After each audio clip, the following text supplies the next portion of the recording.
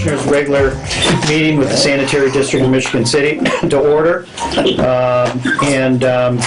I'll do a roll call first. So, are we okay? Yeah. Holt Ettinger. Present. Tim Warner. Present. Jeffrey Wright. Present.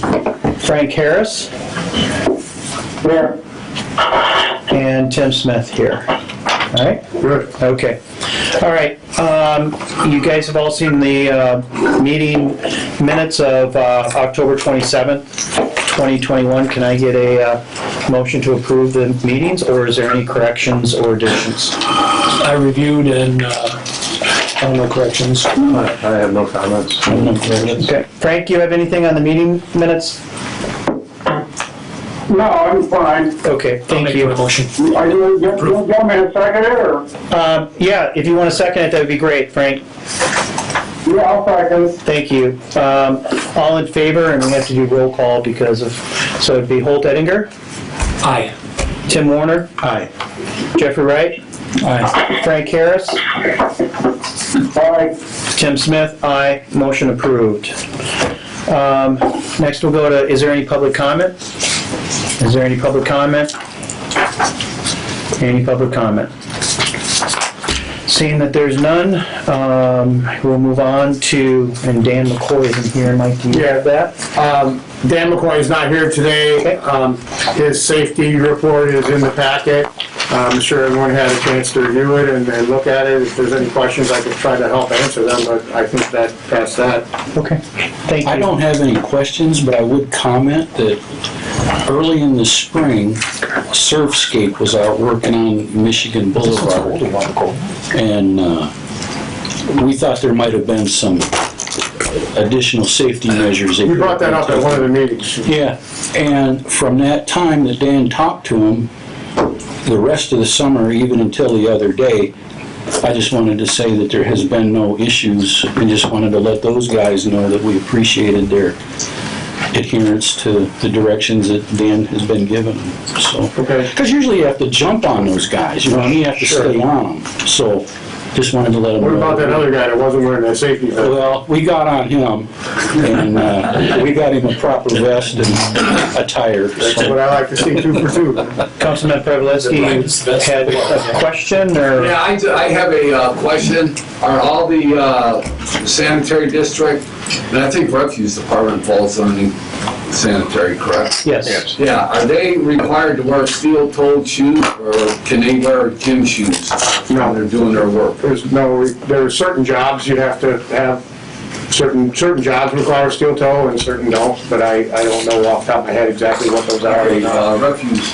I don't know. I just don't. I don't know. I'll have to check into it. Okay. If you want to. Sanitary district people, do they have to wear like work shoes, or are they allowed to wear gym shoes?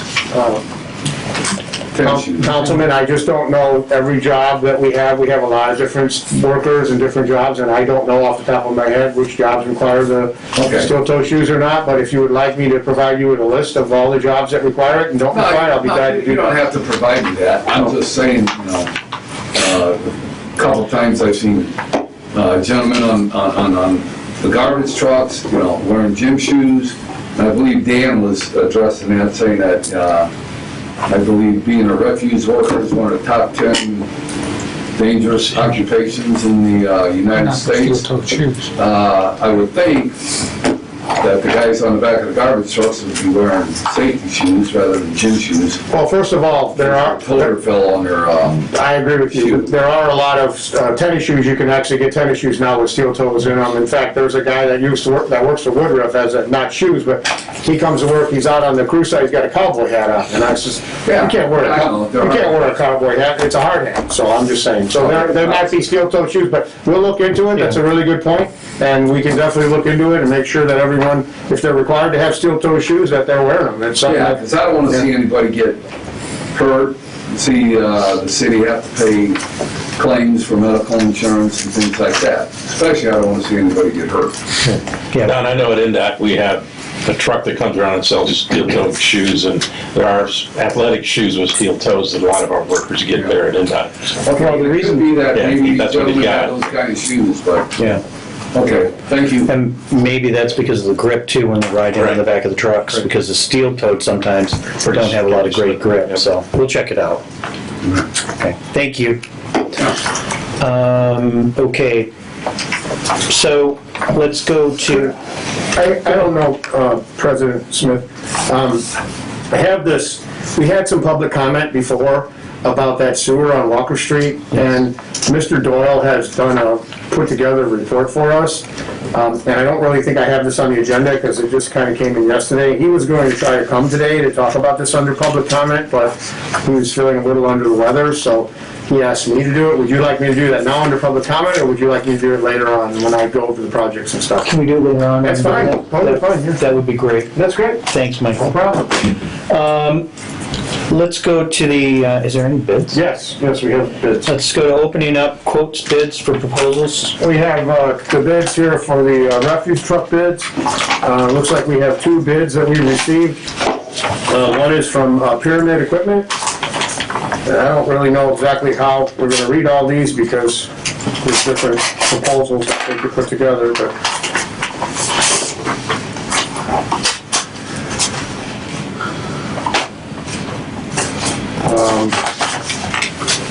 you want to read it, Mr. Meyer, or you want me to? If you want to read it, just read that and we can talk about it from there.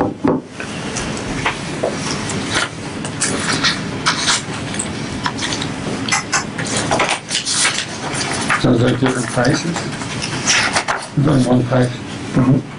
The price is $345,100. Who is this from, Jim? This is from Pyramid Equipment Incorporated out of Rolling Prairie. 345100.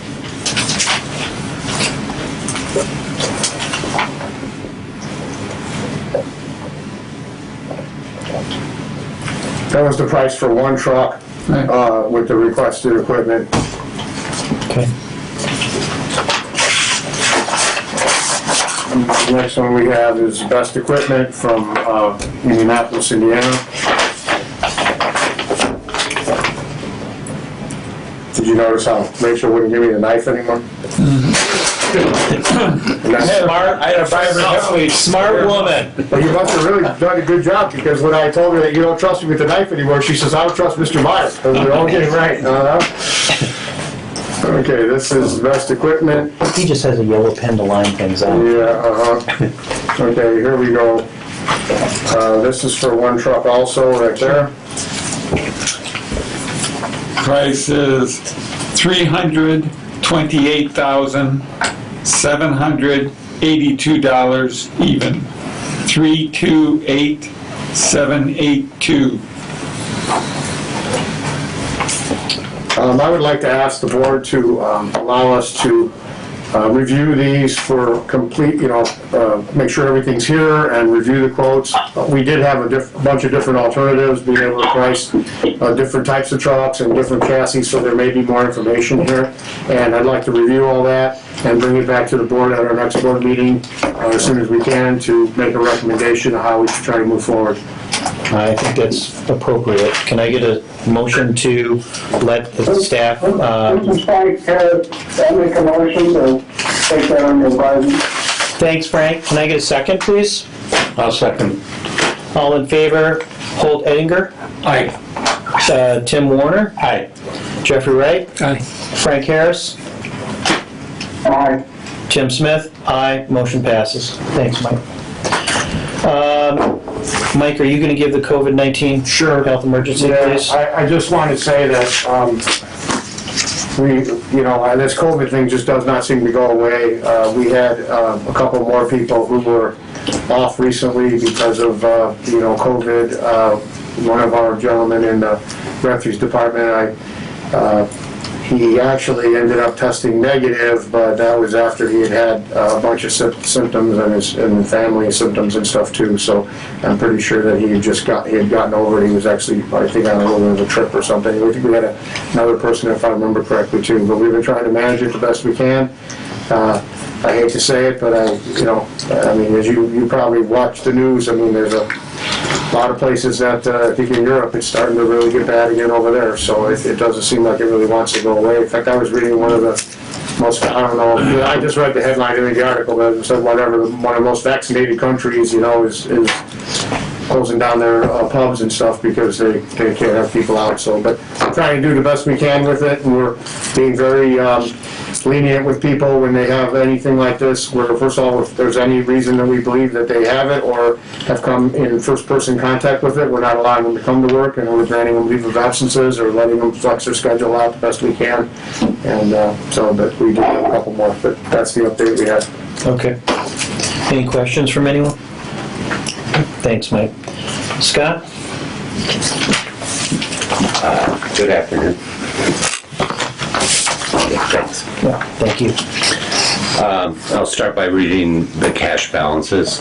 The operating fund had $1,459,902.06. The municipal account in that bank account had $0.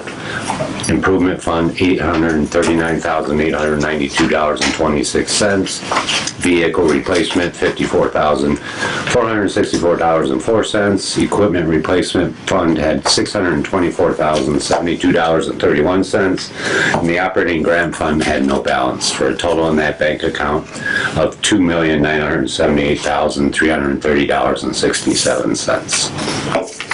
The Indian Springs project, this is the SRF collections we make on their behalf, was $8,703.22. Whippoorwill project had $338.88 for a total in that bank account of $9,042.10. The SRF debt reserve had $499,638.40, and the SRF bond and interest had $131,139.42 for a balance at BNY Mellon of $630,777.82. Stormwater had $723,306.60. The refuse municipal account had $10.60. Refuse account had $952,120.44. The special revenue account had $2,384.56. The levy excess has $8,522.14, and the tax levy grant fund had $4,500. Rainy day fund had no balance, for a total in that bank account of $1,690,844.34, which gives us a total before the Carwick remediation fund of $5,308,994.93. The Carwick remediation account had $243,670.23 for a total cash balance of $5,552,665.16. Everything's pretty much in line, like the operating line, the very first line, that's pretty much the target that was set when we did the last cost of service study. It's like 2 months revenue. So that's right on. The others, are in line with what you guys approved at the last meeting. I upped the improvement fund and the equipment, while the improvement fund to $50,000, we were putting $25,000, I believe, before that.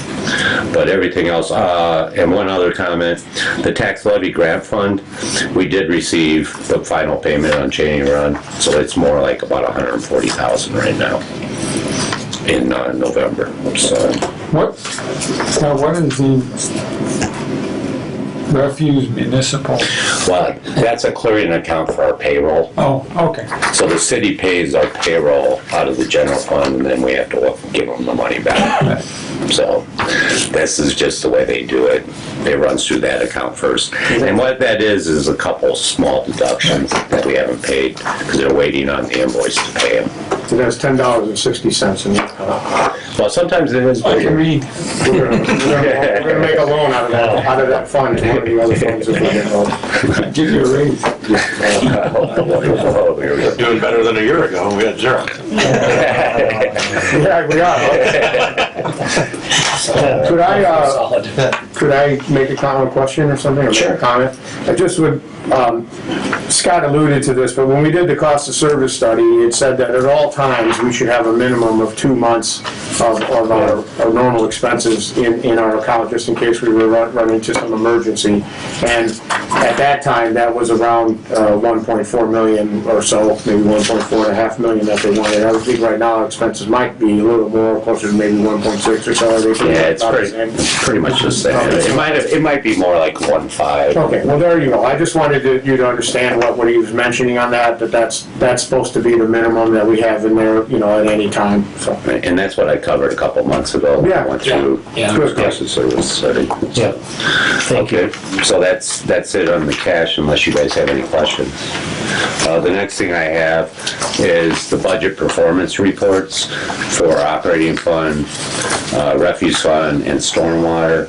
And if you go to the last page of each of those, you can see that we're tracking right on pretty much at budget, especially on the expenses. Revenue actually is a little higher in operating, but it was 74% of the total we budgeted, and that's through the end of October. So, and storm refuse is same scenario. It's like at 73%, and that's 10 months of activity. The one thing there is the landfill charges, probably one of the bigger after the personnel services payroll. It runs like $650,000 a year.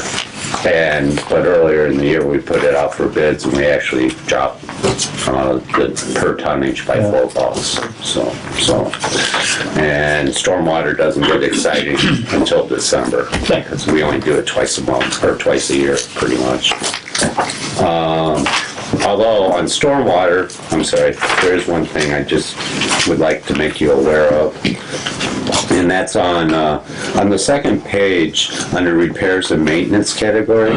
There's one called repairs and maintenance sewer drains, and we still have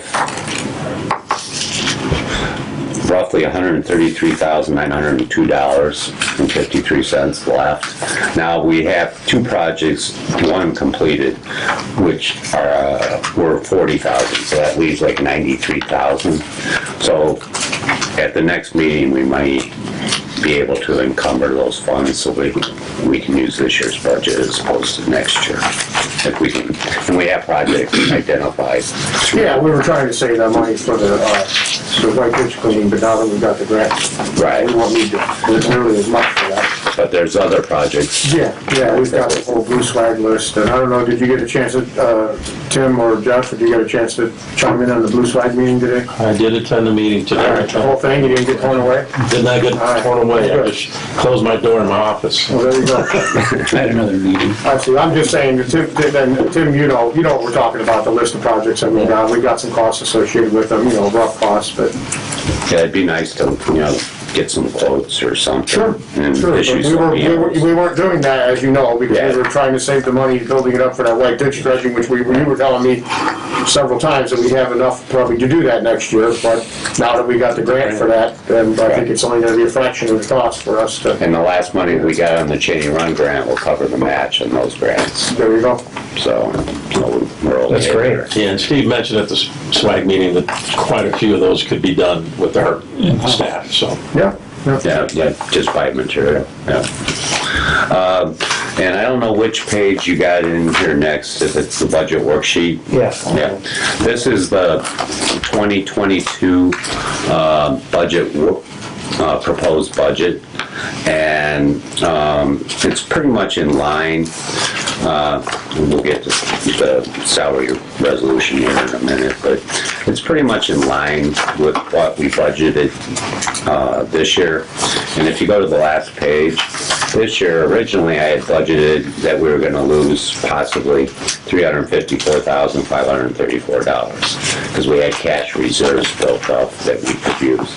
And it looks right now, that number's probably going to be positive, 150,000, 200,000. But that includes the transfers too, Yeah, when you say. yeah, it's all the transfers, everything. I mean, after the transfers are gone, you're still saying it's gonna be plus 150. Yeah. Well, that, I, did a forecast. Yeah, That's what it's looking like. Yeah. And then for this year, I budgeted that we pretty much break even. It's like $5,637. But, so, that's the budget for next year. But the thing we need to discuss, I'm sorry, if you go to page 2, where is it? I'm sorry. Yeah. At the bottom of page 2, all the personnel costs, the wages, the benefits, that personal services line, you can see year on year, I'm budgeting it's going to go up about 500,000. $1 million of that is an increase in our share of Benefits. the health benefits. Yeah. And that is because we have an additional 3 positions in the budget for next year, and that costs $18,000 per year per employee. So that's $54,000, and then the other 53 people, all theirs is going from $17,000 up to $18,000. So that's how you get about 100 of it. And then the other thing, and we can discuss this next, what I did first pass was increase the wages 12.5%. And I did that for a couple reasons. One, it's kind of in line with what the city did for the hourly and salary people. It was like about 10, and they actually did 19% on hourly, but their hourly people were below where we were. So I did it for, try to stay in line with that. And also, everybody's talking about the inflation, and the cost of living adjustment this year. Social Security is getting everybody 6% more. So, 6% of the 12.5 is really inflation. So, and so that's what I did. And, the other, and like I said, the other thing we did in the salary resolution was just do a flat 12.5 across the board. Okay. And so now we can discuss the resolution. Mr. Chairman? Yes, go ahead, Hope. Yeah. On page 1, on the budget worksheet, it looks like the measured revenue residential building is separated now from the measured revenue commercial, and it hasn't been like that over the last 4 years. And that's, the water department put that new billing system in. Okay. So now we can get a better breakdown of the revenue by these categories. The other thing I'd like to do, we actually have these same accounts set up in flat rate billing, so you can actually separate the bills between the flat rate and the usage. So when you do a cost of service study, you got good history to go by. Much more detailed. Yeah, and you can run, what ifs. What if I raise the flat or the usage? So, Yeah, I noticed it was separated for the first time. We started doing this a couple of months ago, and we've been working with the software company to build our own reports. We've had them out here for a couple of days, and they're coming back for another couple of days, and it's really helped a lot. Because the other part, which I've struggled with, is the aging on the accounts receivable. And because everything was kind of commingled between us and the water, and I just didn't, I'd get a green bar report, but it was 500 pages, so where you can't go through that, catch all the aging. So we've made a lot of headway in the last couple of weeks, and hopefully we'll make more.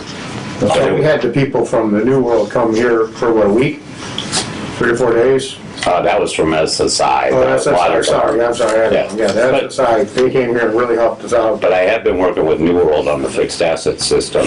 I was on the phone with them last night, and we almost have that up and running. But the SSI was really helpful for the stuff you're talking about right now. You were able to get a better handle on the revenues. And how to run these reports, because they don't really have as many canned reports. Like New World, you just go out there and there's a couple thousand reports you could choose from. with this company, you gotta build your own report each time, so. You can save them once you build them, but you gotta build them. So, yeah. So anyways, so that's, Very good. You know, Scott, one other thing, this is really spot on. I spent some time looking at the November and December actuals for the last 6 years, in addition to our salary resolutions, and you're spot on with a lot of these projections as to, comparing the actuals, and really good work here. I actually did that at the end of September. Yeah. And just based it on what we did. And then we have, the month of December is gonna be a little different because we got 3 payrolls and people can sell back sick and vacation.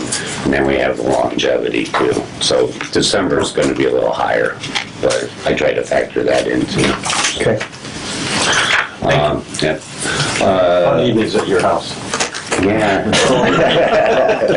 You want me to talk about the salary resolution a little bit? Yeah, and I can, sure, Don't they have to vote on it? Well, hang on. well, I was got the first.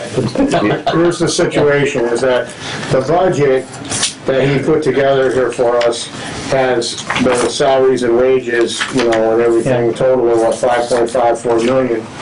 And we had a resolution that's next in your packet, so the salary resolution for 2022. Okay? And Scott and I worked on this, may not seem that much, but we talked about this many times and analyzed it and thought about it, and we really felt like this was the best way to go. We kind of looked at, last year, there were no pay raises for anyone at the sanitary district, and a couple years before that, they were really low. And 1 year, I think we got 1%. So anyways, the city, as you know, went through this salary study, and they improved the salaries throughout the city. So what we did was we kind of looked at what the city did, and the hourly workers in the city, on average, got about a 20% pay raise, and I believe, the salary people may be a little lower, but then it depends which positions you want to look at. And there was also a lot of discussion about that at the council meetings and so forth. So we settled in at 12.5% pay raise across the board for the sanitary district employees, which we thought was really fair. And the only exception to that was, and I already think I brought this up at one of the previous board meetings, was with the people that are hired into these driver, loader, and collection maintenance 2 positions where the job requires you have to have a CDL to actually have the job. And we've been hiring the people and giving them 1 year and having them sign an agreement till they get their CDL. And as I explained, a lot of them aren't following through as quickly as I can. I hate to just terminate them because, they do good work. And we were thinking about only offering those folks, what was it, 6.25% pay raise, so that maybe there would be a little more incentive. And as soon as they got their CDL, boom, they could go right up to that higher wage. So we thought that would be something that would be a good incentive. So I took the resolution and sent it on to Mayor Perry to get his opinion of what we were doing and make sure that he was, okay with it since he's the mayor of the city. And then we talked about it, and he asked us to hold off on this a little bit and not move forward with it, because what he wants us to do is he wants us to go back and compare wages and salaries from other cities, maybe even private sector stuff, to try to come up with something similar to what the city did, where they just took each job and gave this guy 10%, this guy 20%, 30% over here, maybe even I don't know what, there was a lot of varying percentages. The cities was based upon a 2019 study of municipalities around northwest Indiana. For whatever reason, the sanitary district and the water department did not participate in that study. So the report didn't reflect positions that you have here. But the city didn't follow the study down. They followed the study for the hourly wages. Yeah, the hourly. And that, which is the vast majority in number. For the salaried ones, the council had committee meetings, and the mayor's budget proposed what that study showed for salaried workers. The councilmen had different opinions. So they were, and Jeff probably knows, I don't recall yours specifically, but they made adjustments. And they didn't make them across the board the same. Some people, as Michael said, got, salary, got 10% raise, some got Almost nothing. 5 or nothing, and here at the district, we have 12 salary employees, just so you know. And then, And a lot of those positions are unique to us. so what we did, what Scott and I did here quickly now, and we can do more, but I just want to read a few things here. We looked at some of the cities, Valparaiso. I'm just going to talk about Valparaiso, Chesterton, and Hobart. Okay, I have those right here. Yeah, I've got 13 cities. The person that has probably the most similar role to what I have at the sanitary district made $141,000 in 2020. And if you multiply that by the inflation, cost of living, you're looking at 152.22 and 152 in 2022. The superintendent made $90,000, so again, that would be 97,000.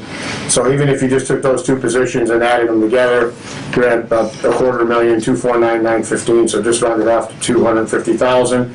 And then what we were proposing here for myself and Mr. Stanford would have been about 110. So we would have still been, way under that. And then it's always hard to see how everybody structures things and how they do things. You also don't know how many contractors they have and different things like that. But wastewater operators at Valpo, looking at a couple of them, one had $77,000 in wages. Our guys next year would probably be making 64 to 72. Mechanics, they're like at 73,000. Our mechanics would be between 68 and 75, so that's pretty good. That's at Valparaiso. At Chesterton, the superintendent, the utility superintendent made $98,000 in 2020. They'd be at 105, and the chief operator is up to 76,600. I think our chief operator would probably be around 70,000 or so. And then Hobart, their sanitation foreman, which is like their foreman of their refuse department, if you will. That's what we think it is anyway. They'd be at $66,000 with the 12.5%. We'd be at 63, and their sanitation driver would be at about $57,000, and with the 12.5%, we'd be at 54. And their wastewater foreman, which they don't even have a wastewater plant, so I don't know what that comes out to, but they makes $101,000, and another foreman made $95,000, and if we think that's something similar to our collections foreman, he's going to be making. they have one, I represent them. They have a foreman that does for over the sewers and it went over to pump stations. Oh, wow, okay. And then, And they have a sewer call superintendent, call it superintendent, but a gentleman who kind of monitors both of those, plus stormwater. so And the other work with. those two in 2020, if you take out the, like I said, just the cost of living adjustment, they'd be at 100, and then the other one, 101, and the other one would be at 95. And our foreman of our collections department makes about, is looking at, with all the overtime, $86,000. So I think that the point that I'm trying to make here is that I think the 12.5% would probably help us out, but if we were going to do something like this, and we can do more, we could get into, we can look at a bunch of cities. I asked Scott to poll for about 9 or 10 cities. I got 13. 13 cities. I knew I was making the list too long. We can look at all that. But I also want to say that one of the things that happens a lot of times when you start giving, you a 10% raise and him a 40% raise and you a 5% raise, it creates a lot of animosity a lot of times, and I think that that's sometimes not the best. I mean, it's also maybe not the best to have across the board raises sometimes too, because there's downsides to that too. If I work really hard and you slack off and you and I are getting the same raise, then there's the whole performance, pay for performance. You could do a bunch of stuff like that. A lot of times that turns into popularity contests too. So I guess that having said all that, the mayor asked me to ask you, Mr. Smith, board president, or I guess the board, I guess in general, if we could table this for this meeting and either come back at our next meeting. He didn't say that, but I was saying come back at our next meeting. But I was also thinking that we might want to have a special meeting in between now and then, and here's why, is because he's getting a lot of pressure from the personnel department and from the Yeah, controller's office. They want to They want to update the schedules for what people make. So if we could get something done in a couple of weeks, what do we have to put, 48-hour notice out for a meeting, Mr. Meyer? 48 hours, 48-hour, if we could get something ready, I not could. counting weekends. or Yeah, holidays. I could get something to you, an email to the board members, and maybe talk to you, a couple of you guys, I'd talk on the phone, find out what days would be good, maybe we can do a special meeting. If not, our next meeting is about a month away, it's December 15th. I know the controller's office and personnel would like something sooner, and that's about all I could say about it, and then I don't think we should approve the budget until we get this approved, I think. Yeah, they're one and the same, they should go together. That's my thoughts, but certainly. Discussion from the board, what's your preference, guys? I would just comment that I have no problems waiting. The only thing that I don't have any problem with the 12% or 12.5. I don't have a problem with 20%. It's, the issue that comes into play is after you make those adjustments, if this particular job slot isn't making something commensurate with what other locations are doing, it doesn't seem right. Yeah, so far, That's the only. so far, it seems like these numbers are pretty close to what the others. A little on the low side, but. Yeah, they're lower than most cities, just You slightly. get into issues of retaining good people. yeah. You know, we have some quality, we have a lot of quality people. And, you'd hate to lose them for $1 an hour to go somewhere. When was the That's last the only salary raise that we gave people at the sanitary district? Last year, they got nothing. I think the year before that, I'm going by memory, Hope probably knows better than me, I want to say 1% they got the year before that. It was minuscule. Yeah. I think in the last 2 years, 2019 or 2020. Yeah.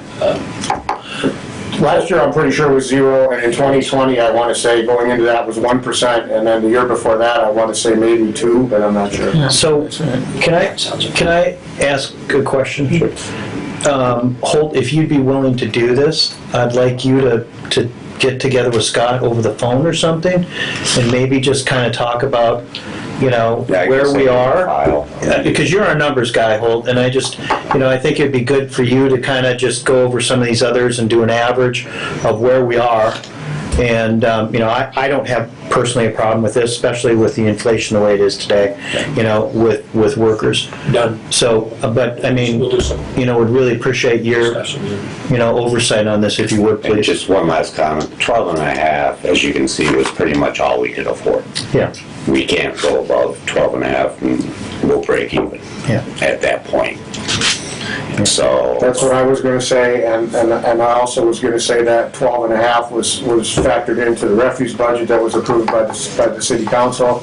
And then also, I also would like to make sure, I know Holt will look into this, because I know he is, but for the rest of the board members and the public that's listening, we've already given the refuse driver loader's position about 11%. Yeah. I want to say 11 or so, 10.5 to 11%. Which is another point I was gonna make, is at the last meeting, you guys approved a $2 increase for the CDL guys. That's not gonna get another 12. Yeah, I was going to just say that. They're at 11 already, so they were going to go 12 and a half, so the way we had this here, they were going to get another 1.5% pay raise on top of that, but we tried to do the 11.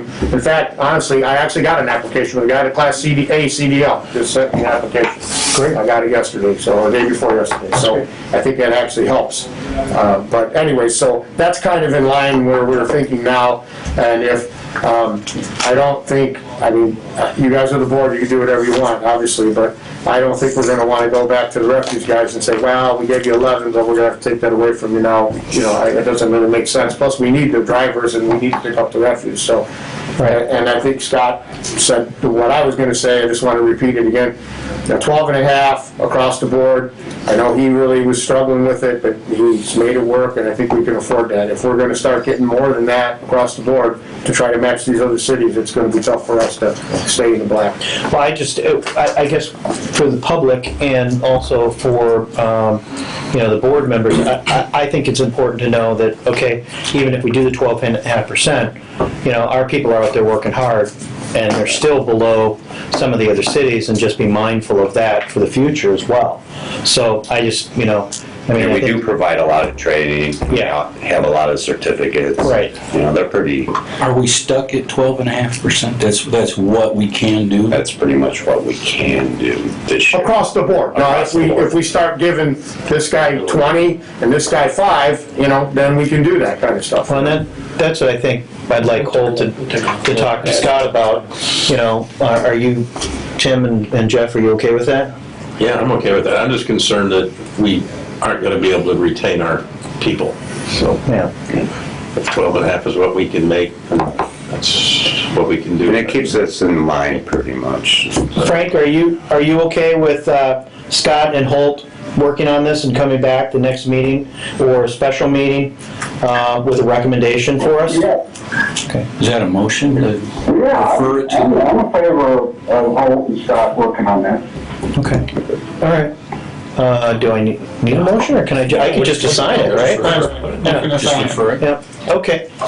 Thanks, Holt, really appreciate it. Scott, We'll thanks. spend some time together and Yeah, because it's important to make sure, like, you know, Tim said, you know, we want to make sure we retain, you know, the good people we have. So we just need to make sure that, you know, the salaries are where they need to be. And everybody's organized differently, all these cities, you know, so it makes it a little Well, tricky. that's what it sounded like with what Mike was giving different foremans and whatever. So, I mean, I think it's just, Culver it's was the good only one I for, found so loud. Bloomington does too, sanitation. Most cities outsource it. Okay. You know, they don't have a department, a refuse department, so. Well, I know South Bend does, and I know that one of the cities that are. Yeah, I haven't even looked at that when I pulled it. I got all this information off Gateway too, just so you know, because all these compensations are listed. okay. If you want, you can go to get that 100-hour report for each of them, because that tells you what they actually got paid. Oh, the 100 too? Yeah. Yeah. You know, because They give you a some breakdown. people get holiday pay, some Yeah. people get a Christmas bonus, people get this, Yeah. some people get that. That's a good idea. 100 hours is how many dollars you took home, or how many dollars you were paid. Okay. Uncle Sam takes part of that. I think that's what this was. I think this is the total I think this is, compensation. yeah, the total compensation. Yeah, it's called a 100-hour report. Yeah, that's what I will. Great. Okay. That's Thank all you, I guys. have. I really appreciate that. Anybody, anything All right, else? could I just one more time ask, is anybody opposed if we would try to have a special meeting in a week or two? Would that be any type of problem? Or, They can call in. yeah, we could even do it on the Yeah, call? I'd have to do a call and I'm gone like the first week in December. Yeah, that's fine, if you could do the call maybe. And I don't know how important it is. I know he's telling me he's getting a lot of pressure from them. Well, it would just be nice to get them, you know, Sure. information. Yeah, it takes some time to get all that entered into payroll. Is that a motion to table this? No, there's not been a motion to do that. Yeah, there hasn't been a motion to do anything. That's why the discussion was there. Handed it off. Hey, thank you. Thanks. thanks, Scott. All right, so Mike, you want to take over with the project updates, please? Okay, Thank you. do you want me to start off with Yeah, this? please. Sewer project here? Yes, thank you. Mr. Doyle had a packet, he gave 5 packets. I guess he doesn't believe that Mr. Meyer, I don't think him and Meyer are on the best terms, best of terms together, so I don't think he wants him to read anything. That's a joke, I'm just kidding around. Oh, I see what you're doing. Okay, this has to do with the 447 Walker Street that came in from a complaint. And John, we hired John to investigate this, to look at what he could find with the sewer, or maybe to determine if a new sewer was needed. Also in the packet, as you can see, he did some survey of the sewer and has a whole schematic of the sewer itself laid on Walker Street, okay? It's very detailed work. Sure. But what John has told us, and I'm just gonna summarize, is that he believes that the problem has to do with a drain and a stairwell drain at 447 Walker, and that this stairwell drain is letting extraneous stormwater come into the sewer, and he thinks that we need to address that first. He says the sewer does have a couple of bellies in it that we already knew about, as we knew, but he doesn't think that they're anything that would cause any type of a major backup in the sewer. So I think we're gonna meet with the homeowner here, maybe later this week even, and talk to her about that drain that's in the back of her, I think it's on the side of her house or something, and a stairwell that goes down. And also, when you have those types of issues, when you have those types of structures, a lot of times debris, leaves, rags, sticks and stuff can get into that also and cause problems with the flow. So I think that's what John is alluding to. So anyways, I wanted to give you each a copy of that report, and we will follow up with Mr. Doyle later this week or early next week, and also with the homeowner to try to have her get this stormwater removed from her lateral, because it's tied into her private lateral, and we'll see if that doesn't improve the situation and keep a better eye on it. So, okay? Thanks, Mike. Sure. And you could have just, after you pull that up, let you pull it up for you. I'll let you have this so we have it. Oh, I think we had to give an extra copy for us. See if I have the right map pulling capability. Yeah, you did pretty good, not bad at all. Thank you. So I was gonna have to give it to the city engineer there for a second. All right. Thank you. What do I need? Map folding, the drawing folding capabilities. Okay, go ahead, Mike, with car work dump My site. agenda. It's not good. There you go, sir. Carwick dump site. We're still waiting on substantial completion forms. I guess we actually have the forms. I looked into this a little bit yesterday, or a couple days ago, and this is just, I told Steve we gotta get the engineer and Woodruff Sons on the phone. We need to get this substantial completion and final completion. We were waiting on the grass to grow, but the grass is growing a lot better, so I think it's time to call it a day on that project, and then we can start the warranties, the trees and stuff that are not doing the best out there. We can follow through on that with the warranty. There's a certain survival rate and everything that they need to meet. What about Cheney Run? Well, I'm still looking for my agenda. I wonder if I put it inside that blue folder accidentally. Behind maybe his letter. There you go. Thank you. Yours is better than mine. Yeah, well, I have a couple notes on mine. All right, Cheney Run. The Cheney Run outfall stuff. Cheney Run has been accepted, final completion. It's working great with the exception of a couple of times when we've had these bigger storm events. We had a very rainy period in October, and this creek comes up and it's washing out the rocks that are holding in the structure. They placed more rocks, no cost to the sanitary district.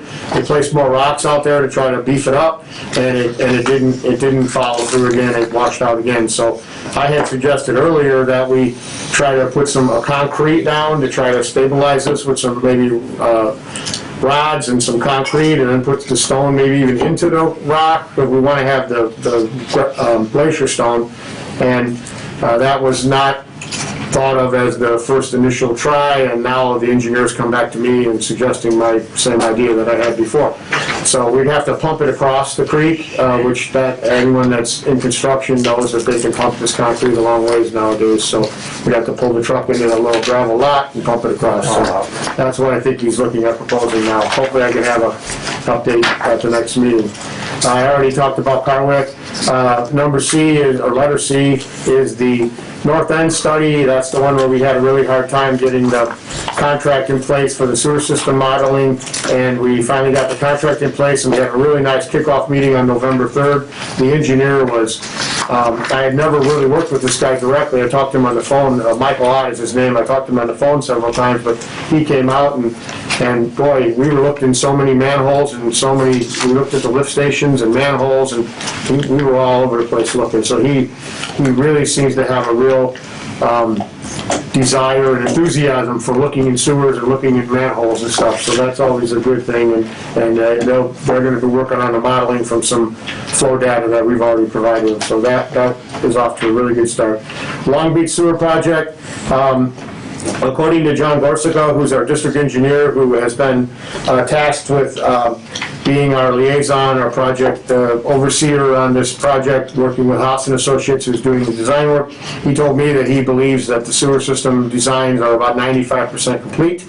And yesterday, there was a public meeting. I don't know, were you on the meeting, Mr. Meyer? Did you participate? I didn't see you on that. There was a public meeting yesterday on Zoom where it was handled by the town of Long Beach, and John Wall is, I don't know, is he on the town council? Does that sound right?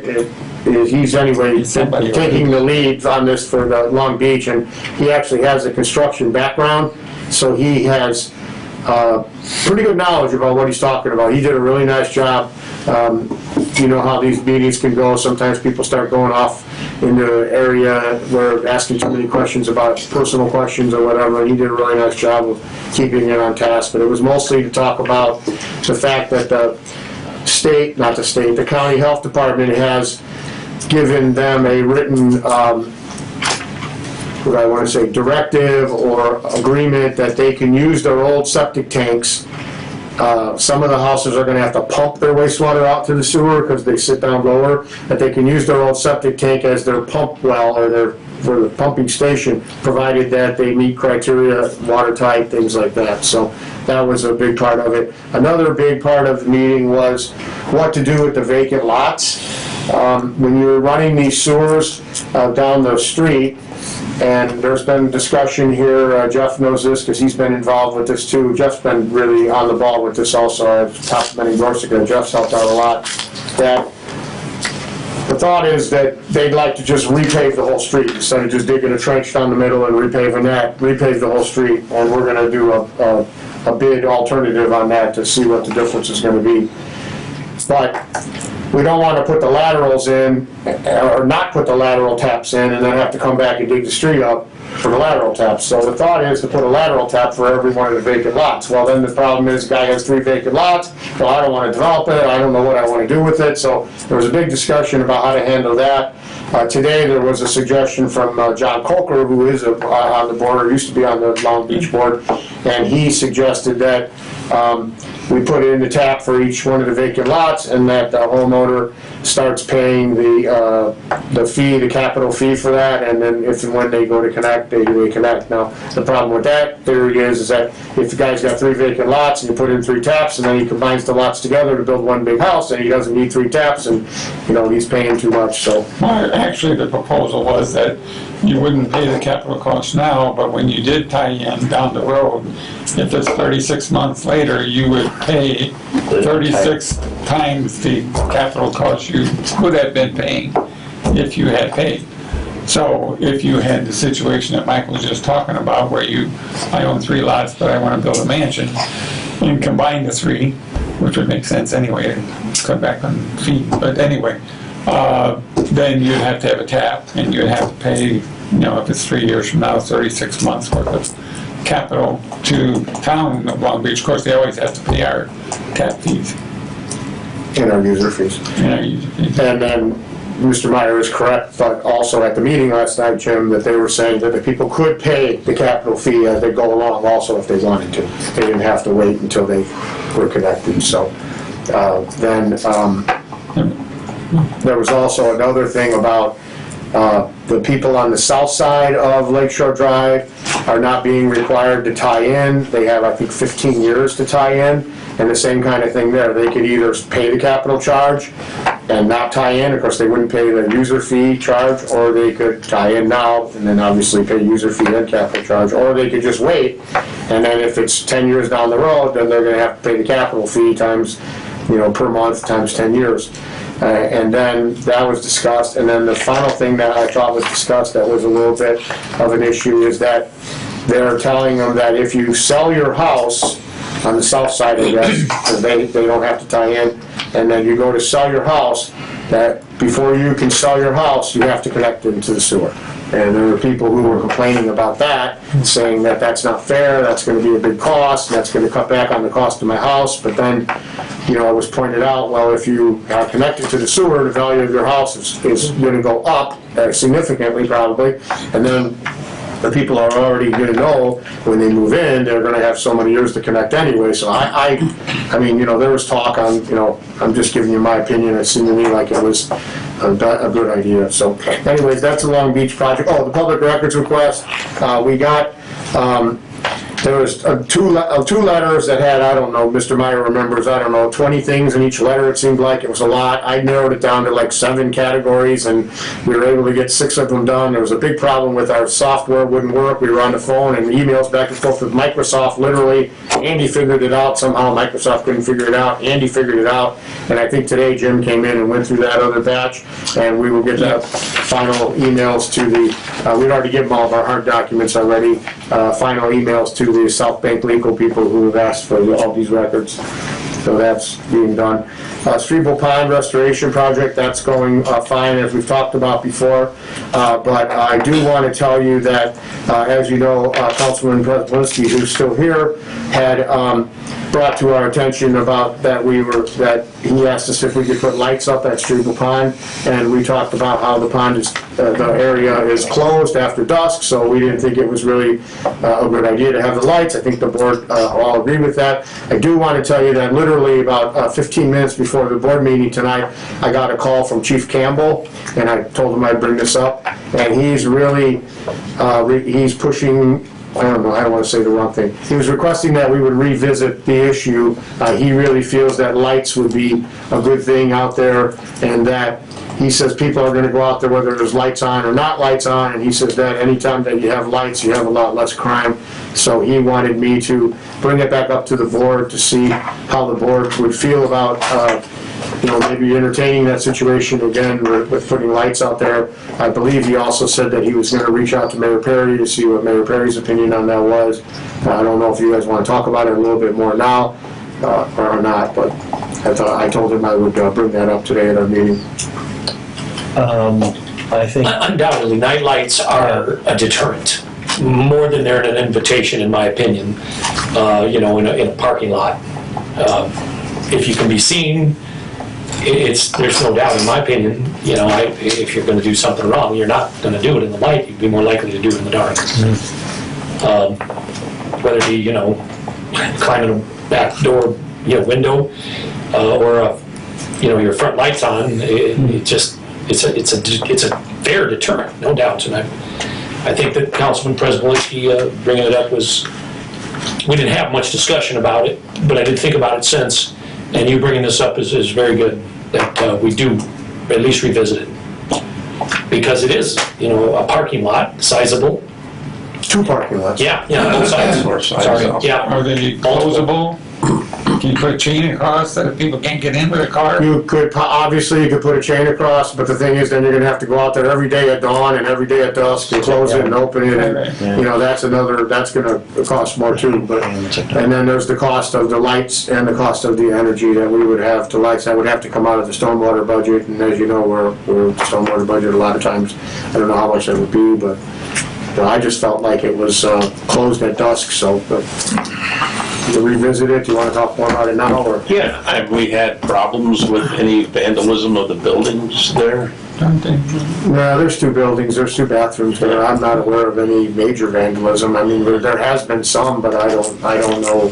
Seems to me like we would get a price to see what it costs. Yeah. Isn't that where we start? Yeah. See what it costs. I think we should, and I guess I would like to, obviously there's been some issues out there because Chief Campbell wouldn't have brought it up if there wasn't issues out there. Well, Councilman Prespolinski also told me that there were some ladies that were going out there walking or running or something, and then, that gets into another issue, because it sounds to me like the times of day that he was saying that they were out there, they really shouldn't have been out there because it's really closed, but, then are we gonna start arresting people when, how far we wanna go with this? The point is, do we wanna install some lights at a park that's only open during the day or not? That's really what it comes down to, and if we feel it's worth it for safety, then that's what the board is here for, to make those types of decisions. We can start by looking, I didn't get costs because I just figured it's going to be closed. Your point, I understand your point, dusk to dawn, I get that entirely, but it seems to me Chief has enough on his hands already, and if we can detour any crime events, whatever they are, with lights, if the price point is there and we can absorb the cost, maybe that's the thing. Very good, we'll look into it and we'll come back. I feel if we put lights up, we can't just put them at the parking lots. We're gonna have lighting all the way along the whole trail.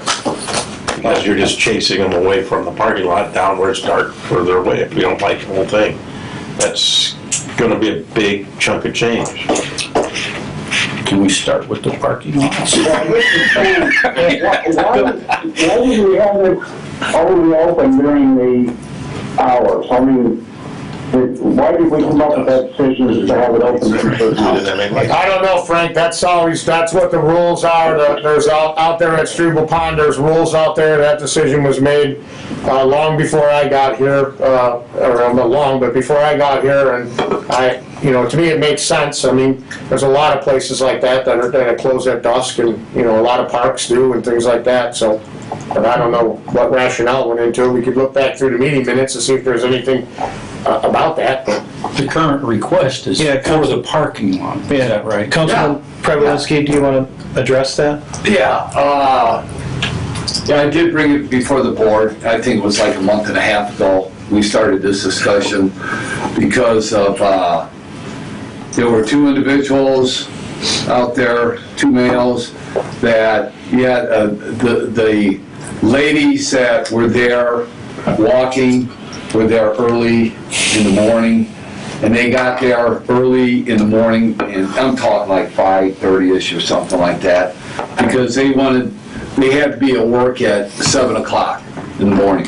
So they just wanted to get out there early enough to get their walk in, and where these perpetrators were actually in the parking lot area. They weren't out on the walking track, they were in the parking lot area. And that's what these citizens had asked me. They're not asking to light up the whole track. I mean, you gotta have common sense that if you're going, you got, I don't know how big that place is, 2 miles or whatever it is, that you're not gonna light it up like a ball field so you feel safe on it.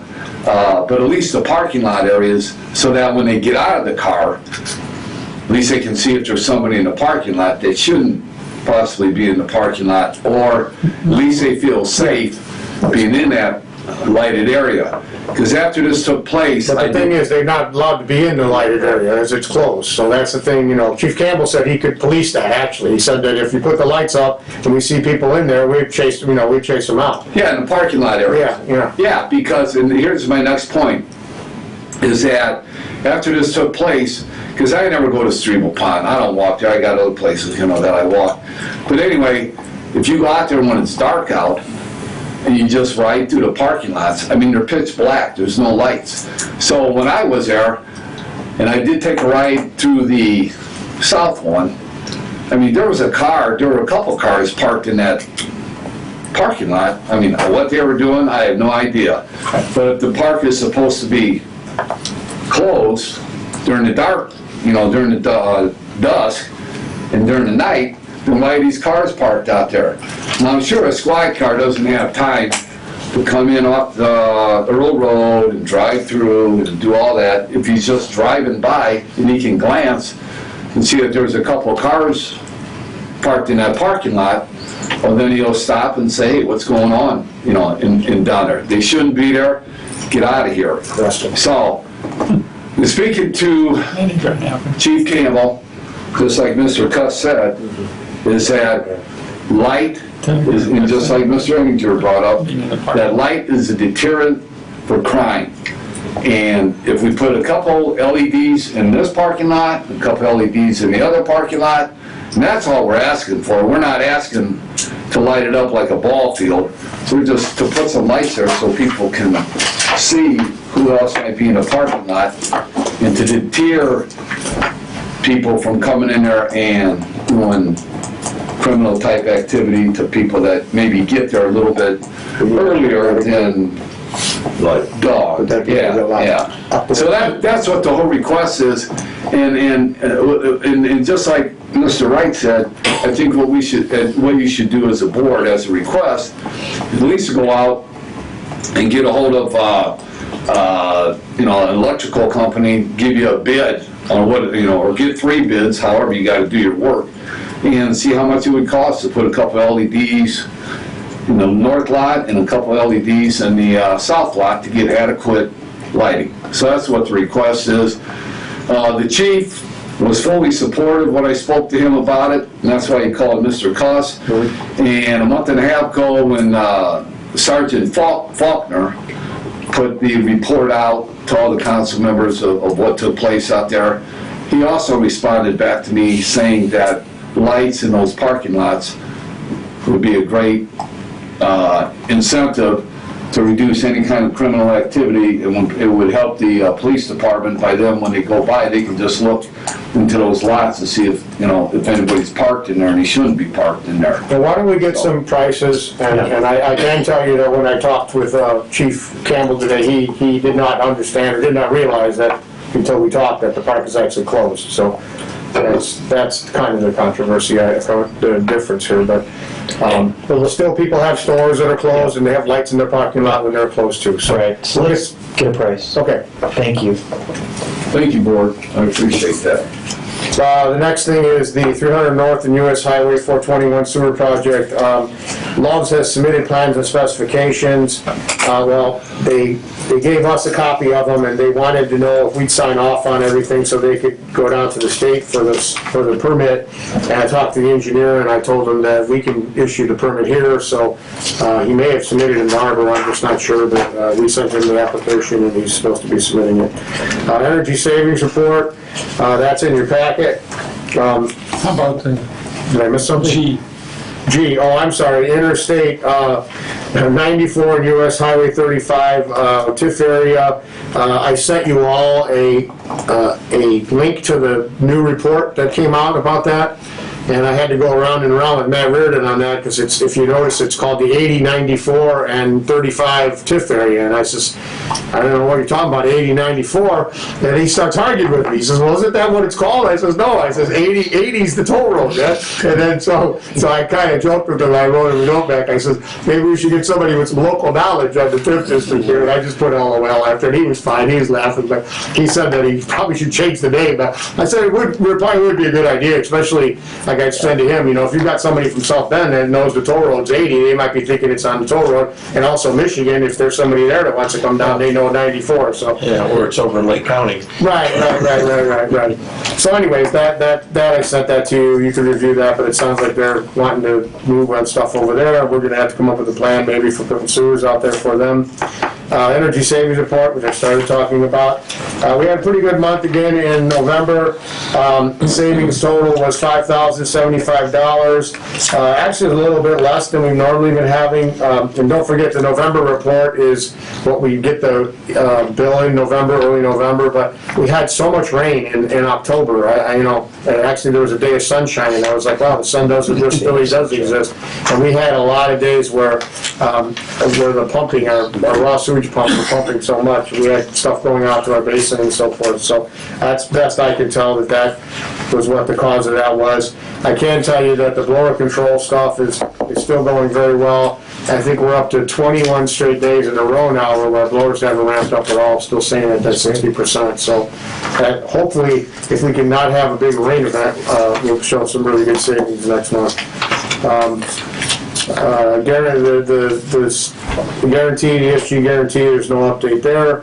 The blue flag report's in your packet. I really appreciate, Tim, I really appreciate you participating in that. I think it's really, I think it's pretty good meeting. I mean, there's always ways to make things better and so forth, but I think it's something that gives us a chance to get our arms around a lot of the stormwater issues and talk about them in a cohesive manner. Yeah, one thing I did want to mention, Mike, was that we didn't talk about it today, and I meant to jump in. We kind of skipped under residential flooding reporting. I have 4 of Route 12 and Custer Street. INDOT has on the books at 2025 HMA resurfacing of US 12. So if there's any work that needs to go on there, we can probably try to coordinate that unless it's an emergency need to try to correct something now. There will be pavement work going on in 2025 on US 12 from the county line back to the state line in Michigan, so. And I also think that that was one of the areas that we got the grant for too, to do some of that work over there. So what would be good for us, if we could do that, when we go to move forward with some design on that for the grant, is obviously to work within that, or since we have you right here, then maybe, and I know you won't know exactly what you're gonna do, but you know, you could tell what you're wanting to do, so whatever we build would fit in with what you're doing. We put the project on hold 1 year. It was originally fiscal '24, now it's moved to fiscal '25. We're working with the National Park Service. They wanted to realign the entrance to Mount Baldy and things too, so there's a lot of little adjacent things that are going on. So But you understand what I'm saying, if we go to do some design work over there, you know, you could tell us, well, no, don't do that, because this road's gonna shift, or this is gonna happen, or, well, that'll fit right in, we can work with that, so. yeah, so Lawson Fisher is a consultant that's working on that, and we've told to kind of hold off for Okay. 6 months or whatever, so it won't really be kicking off again until summer, probably again next year. So if the new infrastructure bill gets signed in DC, there's supposed to be $9 billion to the state of Indiana, and the commissioner said that some of the projects may be accelerated on the board. Is this one of them? This has too many environmental issues. We've got a couple of culverts, really is what's Okay. holding it up, and environmental reviews take, as you're aware, Would this way go too through, long. would this go past like Moore Road? Is This is, includes Moore The Road. police department is Road. asking for a turn lane at Moore Road. That's something that when we have the initial meeting with Michigan City, we'll start addressing these things. And also, Stuff. White Ditch as it goes underneath 12 also, and that's something that, Mr. Meyer knows, that was another project that we got scope quotes on before, but we have no way of paying for any of that. And that's big, that's a bottleneck right there, that needs to be addressed. That culvert goes from the north side of 12 all the way to the east side of Friar Road, right? Is it one contiguous culvert, or is there two separate? No, I think it's separate. Two separate. Yeah. It's hard to see on Google Earth. I started looking at some of the things, and there's a clump of trees there in the corner of Friar Road. I couldn't tell if there was an opening in the... No, I think it's ditch just there. right at 12, but it's kind of angled, so it's Yeah. kind of long, and it's a bottleneck. Because I think the ditch kind of turns right there after it gets out. Okay, The bill was signed. Yeah, thank you. Thanks. wastewater treatment plant updates, I'm just gonna skip down to item 4. In your packet, there's a series of emails, 3 or 4 emails from this Woodard and Kern. There's 3 of them. They really seem to be moving along very well. I really appreciate their weekly updates. They basically are looking at 2 dryers, which is the Shinsi and the Jumbo dryer. And they're getting quotes on those, and the last email is a Jumbo, and then they've gotten preliminary quotes on what that would cost, and they're looking at, doing some design work, and I believe we'll probably be getting a final report from them, or at least a draft report from them, probably within the next 30 days. And this is something that, I wanted to thank you guys again for the trucks. Remember the semi-trailer truck, the semi-cab that we bought, and then the semi-trailer? That has helped out so much. We hauled, I think one day we hauled 360 tons of sludge in one day. And we used to haul maybe 80, 90, something like that. So it was pretty amazing what we were able to do. And also the new CNG dump trucks that you approved for us, we had the Diesel Wise grant to help pay for those. Those are nice too, because they hold about 15 tons, and of course the trailer holds about 20. So we were able to get 24 loads out in one day, and of course with the extra volume like that, it was just fantastic. So it was really good.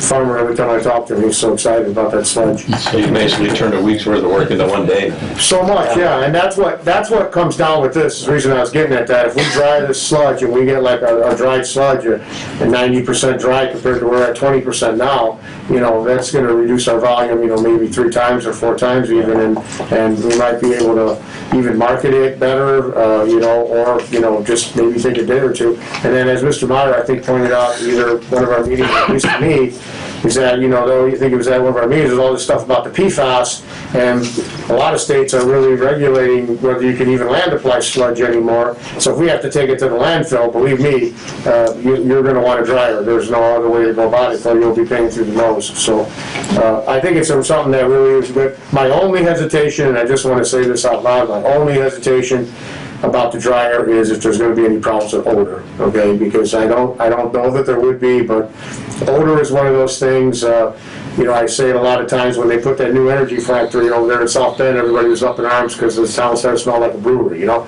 You go to Milwaukee, Wisconsin, it smells like that every day, you know, forever. So you get used to it, is what you know, but new odors can become problems, so. The Wonderwear skating project is going good. We got kind of finalized that contract, and they've continued to do a great job. That's moving along. South Shore Double Track, I haven't heard any updates there. The US 35 and 20 sewer extension, we did receive the draft PER on the 18th of October, and we looked it over, but also in that area, we had a meeting recently with the EDC, and it sounds like there might be some companies that are pretty excited about moving into that area and that they want the sewers in faster than we would really be able to do through SRF funding. So we talked about it, Jim and I talked about it earlier this week.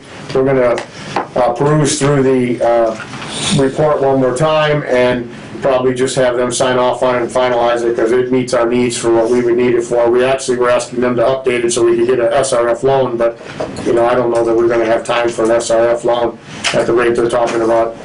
Some companies wanting to move in over there, so and then at the end of the day, it's going to be a matter of what the flow rates are going to be and what the loading rates are going to be from those companies to decide whether we build a 12-inch sewer, 8-inch sewer, 25, 24-inch sewer. Right now, we have two different paths we can go on. We might even want to go on both paths, depending on what wants to happen. So that's moving along. Then where are we now?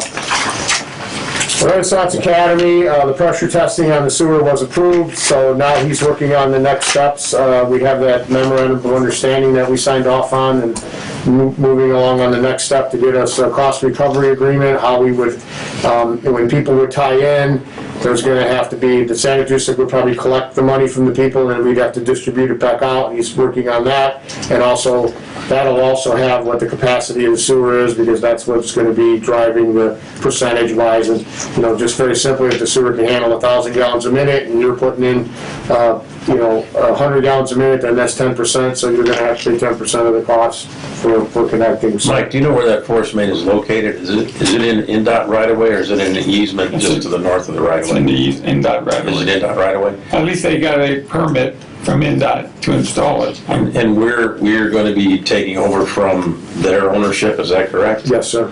Then the INDOT permit needs to be updated to change ownership. Yeah, we were already aware of that. Okay. We figured we don't have to worry about any permits anymore, so. Well, I could help speed them up maybe, but It's just a joke. Anybody that's watching on TV, I'm just kidding around.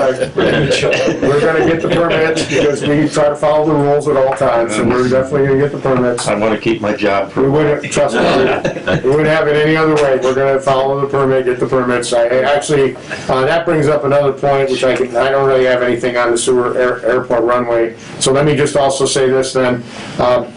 Mr. Warner brought up this US Highway 20 and Ohio Street manhole, and we got a quote from Woodruff for $61 to $62 some odd $1,000 to try to do some type of a repair on that, but we weren't really too sure about how well it was going to work long term, and we kind of talked to them about providing us, a 3 or 4 year guarantee on that, and they weren't too excited about that. So what we decided to do was we're going to take a ledge out around the manhole, and we're going to fill that back in with some asphalt for this year, and then we'll try to evaluate, maybe get a request for quotes. And we got the permit for that from INDOT, so that's what made me think of I this. talked with John about it, and I Yeah. said, what INDOT is concerned with is just winter operations hitting the top of that manhole. So I said, if we can get that pavement issue taken care of for now and see how it looks in the spring, then that's fine. Let's try to do that instead of trying to get a contract out real fast to try to do everything. So they're gonna try to do that work this Friday, But, and we do have the permit. I just want to reiterate that, okay? yeah.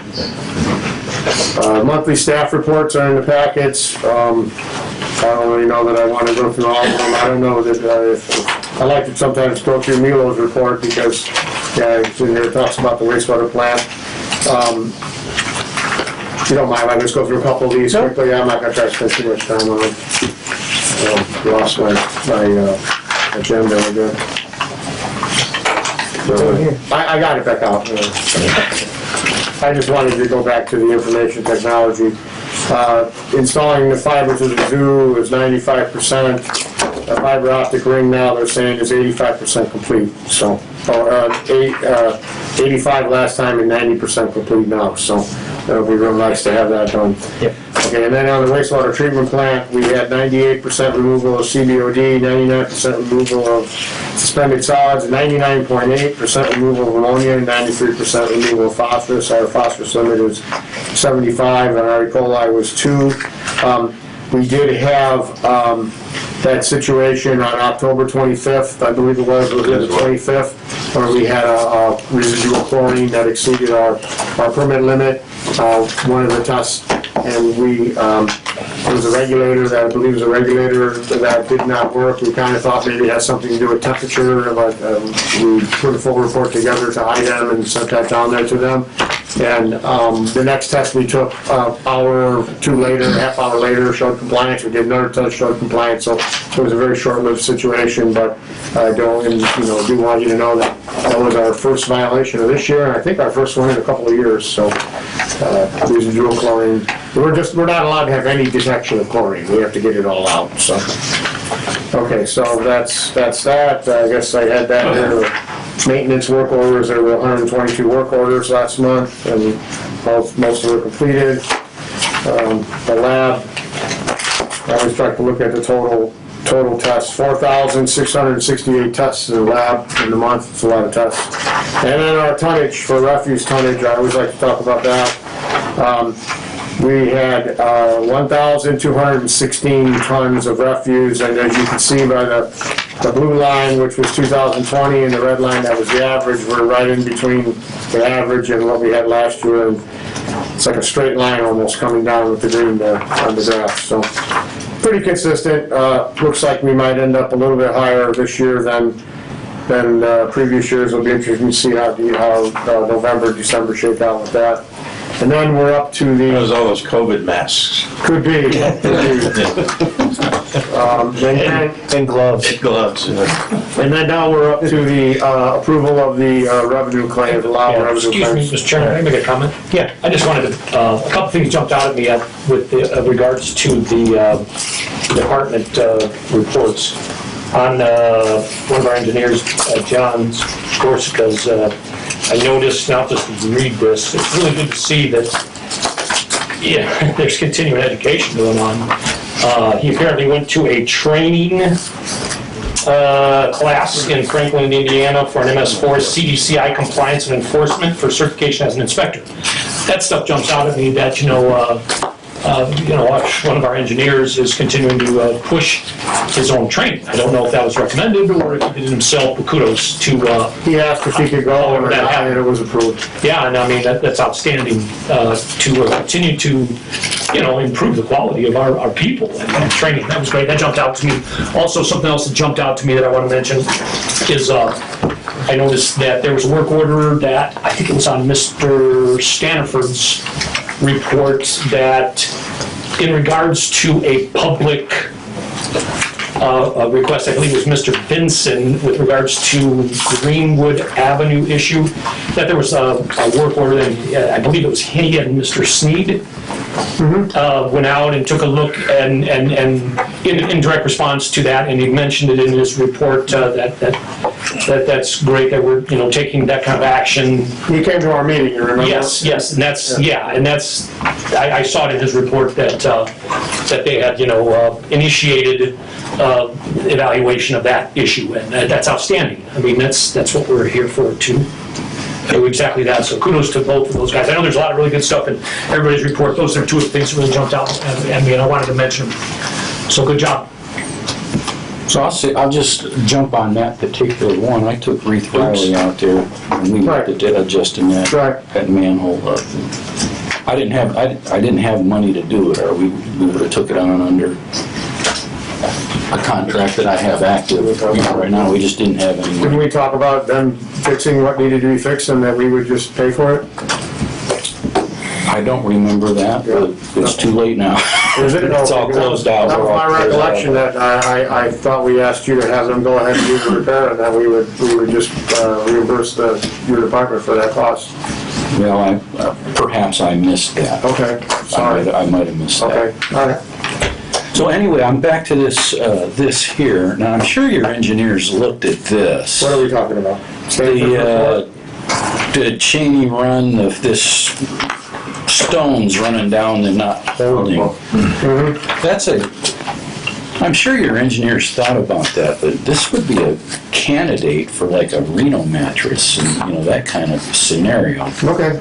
But I don't have all the facts, but that would be a perfect situation for something like that. Okay, maybe I'll put you in touch with Ted on that. One of the things is we have to stay with the native stone, the native glacier stone. Yeah, it would all fit in, it's a basket. That's the overflow we're talking about, right? Yeah, it's a basket, and you would have the native stone in there. But would the basket show and be visible? Well, you can get,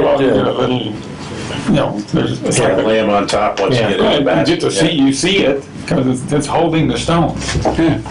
So it's, I don't know, it's probably not galvanized anymore. Originally, 20 years ago it was galvanized. Now it's not. so they thought about that already, is it? Yeah, he talked about something along those lines. I don't know how well the You found DNR was like that, but we could certainly, Use them all over the place, but, okay. Anything else? no, that's all. I'm done. All right. So I have anything under old business? Or no, first of all, Jim, sorry about that, I skipped over you. Nothing real significant. I would say that IDEM has again advised the new date for issuance of the updated NPDS stormwater permit and the, what they call the stormwater general permit. It's supposed to be effective come the first of the year. This is, I don't know, third, I think, time they've announced that going to be coming, so I think it will. The EPA is leaning on it to get it done. Once we get it, once they get it finalized, there are some changes that'll have to, but most of them are administrative, meaning more recording, more inspection, more documenting. Not a whole lot to do with actually addressing, prudent issues. So, but the NPDS permit itself is 46 pages. So, single space. Is that it? Yeah. Okay, thank you. Thanks, Jim, for that update. All right, I'd like a motion to approve and allow revenue and tax levy claims for payment, please. I'll make that motion. Second? Second? I'll second. I didn't know. All in favor? Holt Hedinger? Aye. Approval or what? Tim Warner? Aye. Jeffrey Wright? Aye. Frank Harris? Frank? We must have lost We Frank. lost him, yeah. Tim Smith, aye. Motion is approved. Under old business, Jeff, I just wanted to ask you about Mayfield Place. Any update? Did that get paved? Did we decide anything with that, or did it just get paved? So we paved I don't know what I said last time, but what is completed is the north-south section. Okay, And we held off on the east-west section. okay. It was just best for everybody involved to hold off on that. It's best for the city, best for the developer. So we'll pave it. Hopefully they have all the laterals in next spring sometime, and then we'll finish that last section. I haven't heard anything back other than what I reported at the last meeting. Okay, all right, thanks. Mhm. Any new business? Any new business? Any new business? All right, I would ask for a motion to adjourn, please. Move to adjourn. Second? Second. All in favor, Holt Hedinger? Aye. Tim Warner? Aye. Jeffrey Wright? Aye. And Tim Smith, aye. Thank you all, and the next regular meeting is December 15th. See you all then, and I wish everyone a happy Thanksgiving. Everybody. Happy Thanksgiving.